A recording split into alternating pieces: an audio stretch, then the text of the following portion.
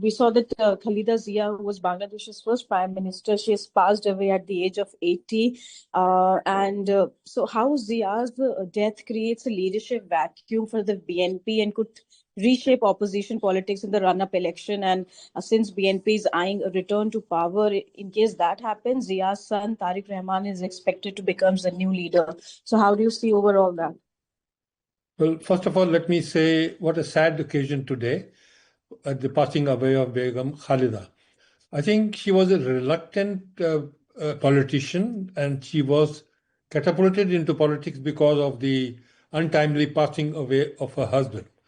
Having done that, she went full hog, and she became prime minister twice, as you just now mentioned. And after that, somehow she was not keeping good health all this while. And so that's why, for that reason, I would say our condolences for her passing away. To come back to the politics of Bangladesh, let me again say that she was not against India, but she was also not overtly friendly or warm towards India. She had a correct relationship. So that is one thing.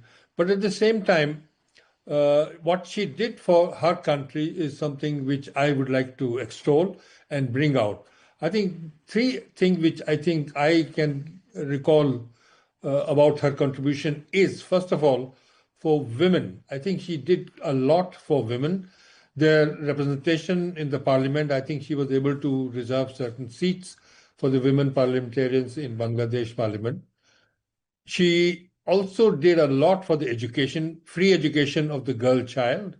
And she worked also for what is called the women empowerment. So these are the three things which I feel she did for the country. Second thing is about her contribution to local politics. She obviously was more, I would say, directed towards China on one side and perhaps to the ASEAN country. So that's my second observation.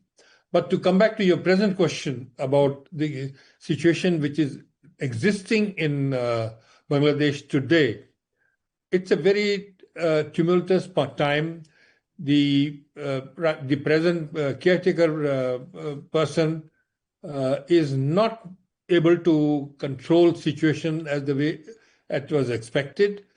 Things are getting out of hand. People are getting restive. Even the younger generation who were in favor of his assuming power are not terribly enthused by some of the decisions which he has taken. And so about the elections which are supposed to be held in February, as he announced, I do not know how situation will develop from now up until then.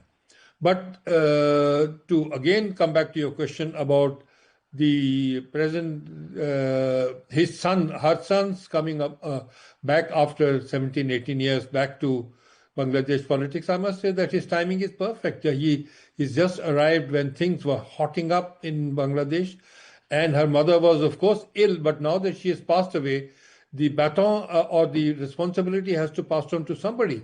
So to that extent, his timing is perfect.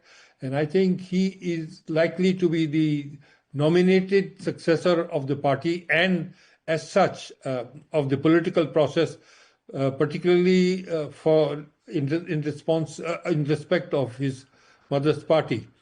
Because the other party, Awami League, has not been given permission to fight.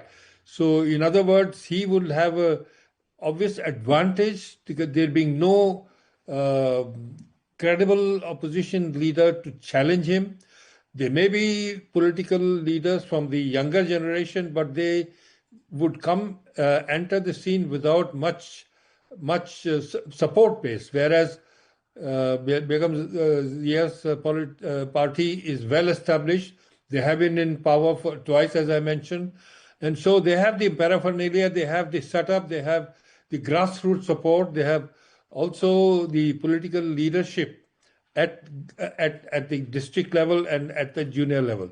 So he starts with, therefore, an advantage. First of all, with that background and with the kind of support he has. And secondly, there will be a sympathy wave, to my mind, that will hit the Bangladesh political scene, because most of the politicians will think that now that she is not there, her son should be at least given a chance. So it's an interesting situation, and I hope that there will be some stability in the local situation and things will not go out of hand as were expected, because there were a lot of expectations that there will be some kind of a movement against Yunus out in the street. I think that maybe the attention will be diverted towards the sympathy wave, which will be hitting the street, I'm sure, after the passing away of Begum.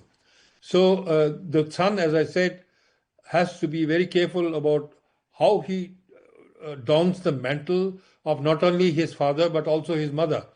And he has to start on the right note, because if he does something which is dangerous, then it will be a stillborn attempt for him to capitalize on the sympathy wave. So that is what I feel.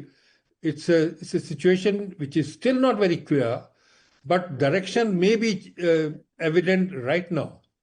But whether it actually happens, one has to see how the cards are played by the son and how the people react to his appeals and to the death of the Begum. Mm-hmm. And Basil, just one more question. How do you see the relationship between the two countries going forward? Because, there were reports in media that Bangladesh High Commissioner to Dhaka, he reached Dhaka overnight following an urgent call from the Foreign Ministry amid bilateral ties. So how do you look at those developments, sir? I think I would like to see it in a positive angle, because after having been here for some time, must be watching the situation very carefully. And of course, he has had interaction with the Ministry of Foreign Affairs, External Affairs Ministry. So there must have been some kind of a feeler, I'm sure he would be carrying from the Indian side. First of all, his own reaction about what India would expect from the present dispensation, so that things don't go out of hand. Because if there is a lack of dialogue, that would mean things will deteriorate. They will go from bad to worse. But the fact that there is a summoning of him back home would suggest that there is maybe a rethinking that India should not be unnecessarily antagonized, or no action should be taken that will make them unsupportive. So I think my reading of the situation is positive, that there will be some reassessment, I'm sure, at the Dhaka end, to see is there something which they can do even at this late stage, so as not to allow the drift of the relationship which has ensued in our bilateral relationship. Right. Ambassador Soni, thank you very much, sir, for speaking here. Thank you, sir. Thanks for your time. Pleasure.